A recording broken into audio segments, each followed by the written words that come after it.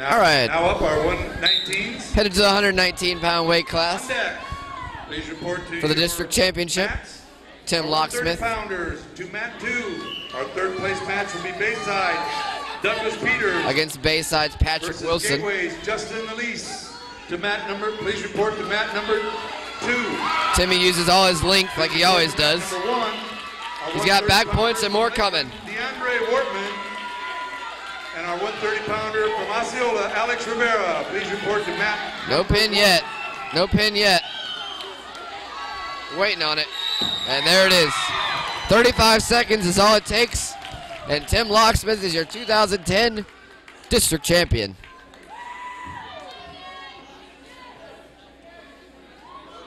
Make it look hard, Tim.